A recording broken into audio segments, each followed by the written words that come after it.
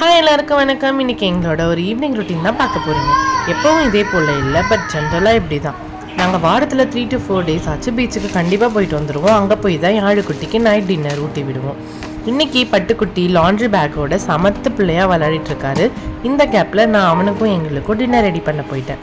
எப்படி பண்ணி கொடுத்தாலும் யாழுக்குட்டிக்கு இந்த மில்லட் சேமியா டேஸ்ட் பிடிக்கிறதே இல்லை. ஸோ இன்றைக்கி நான் நார்மலாக பண்ணுற மாதிரி பண்ணாமல் வேறு மாதிரி ட்ரை பண்ணலாம்னு பண்ணியிருந்தேன். இதுக்கு ஃபஸ்ட்டு சேமியாவை லைட்டாக ஹாட்டாக இருக்கிற வாட்டரில் சோக் பண்ணி 5 minutes விட்டுடணும். அந்த 5 minutes கேப்பில் அது நல்லா சோக் ஆகிடும். தென் அதை எடுத்து நல்லா ஸ்டீம் பண்ணி எடுத்துக்கணும். அப்புறம் நம்மளுக்கு தேவைப்படுற வெஜிடபிள்ஸ் கட் பண்ணிக்கணும். நான் இதுக்கு ஆனியன், டொமேட்டோ, அப்புறம் கேரட் போட்டிருக்கேன். உங்களுக்கு தேவைப்படுற எந்த வெஜ்ஜஸ் வேணால் நீங்கள் போட்டுக்கலாம். நான் கேரட் எப்பவுமே கிரேட்டரால் துருவி தான் போடுவேன். அவனுக்கு மட்டும் இல்லை, எங்களுக்குமே எங்கள் உப்புமாவுக்குமே நான் துருவி தான் போடுறது வழக்கம். அப்போ கூட கொஞ்சம் டேஸ்ட் அதிகமாக இருக்கிற மாதிரி இருக்கும். அது மட்டும் இல்லாமல் குழந்தைங்கள்லாம் அதை தனியாக ஒமிட் பண்ணி வைக்க மாட்டாங்க, சாப்பாடோட சேர்த்து வந்துடும். தென் இது கூட பன்னீர் ஆட் பண்ணி பார்க்கலாமேனா அதையும் கிரேட் பண்ணி எடுத்துக்கிட்டேன். யாழுக்குட்டிக்கு நைட்டு கொடுக்கறது இது. ஸோ நல்லா ஸ்டீம் ஆகியிருக்கான்னு செக் பண்ணேன். இன்னும் கூட நல்லா ஸ்டீம் ஆகியிருந்தால் நைட்டுக்கு டைஜஸ்ட் ஆகிறதுக்கு நல்லா ஈஸியாக இருக்கும். ஸோ இன்னொரு வாட்டி நான் க்ளோஸ் பண்ணி வேக வச்சுட்டேன்.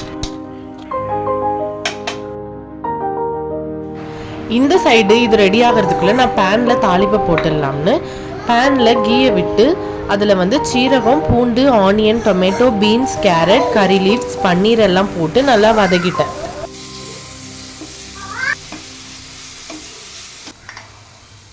அது கூட சால்ட் தேவையான அளவு, மஞ்சத்தூள், கொத்தமல்லி பவுடர், கறி மசாலா, இது எல்லாம் 1 yearக்கு மேலே இருக்கிற பேபிக்கு தான் ஆட் பண்ணணும்.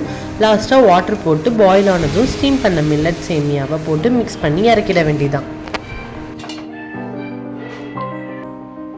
இன்னும் கூட வேறு ஆப்ஷன்ஸ் ட்ரை பண்ணலாம். பன்னீருக்கு பதில் எக் கூட ஆட் பண்ணிக்கலாம். அது இன்னுமே நல்லா டேஸ்ட்டாக இருக்கும். யாழுக்கு எக்குன்னா ரொம்ப பிடிக்கும். எங்களுக்கு நைட் டின்னருக்கு தோசை தான். மதியம் பண்ண சாம்பார் இருந்துச்சு, அது கூட தோசை வச்சு முடிச்சிட்டேன்.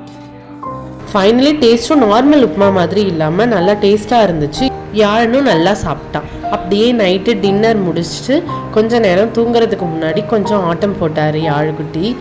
டே பை டே அவர் காரோட கலெக்ஷன்ஸ் அதிகமாகிட்டே வருது. எத்தனை கார் வாங்கி கொடுத்தாலும் அதை உடச்சிடுறான். எல்லார் வீட்லேயும் இப்படி தானான்னு எனக்கு கீழே கமெண்ட்டில் சொல்லுங்கள். ஒரு காருக்கு கூட கீழே வீல் இல்லை.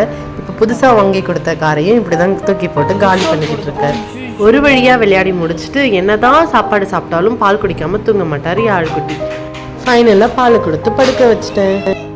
ஹோப் நீங்களும் இந்த வீடியோவை பார்த்து என்ஜாய் பண்ணியிருப்பீங்கன்னு நினைக்கிறேன்.